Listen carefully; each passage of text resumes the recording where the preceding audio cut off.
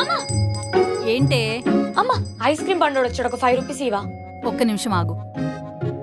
త్వరగా, మళ్ళీ వెళ్ళిపోతాడు. చిల్లర లేదే, వెతుకుతున్నా ఆగు. బా అక్కడ డబ్బాలో ఉన్నాయేమో చూడొకసారి. ఇందులోనా? అవును.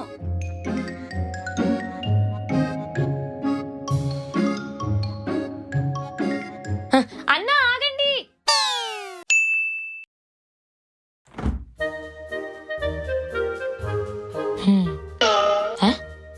ఇదేంటి కొంచెమే ఉంది.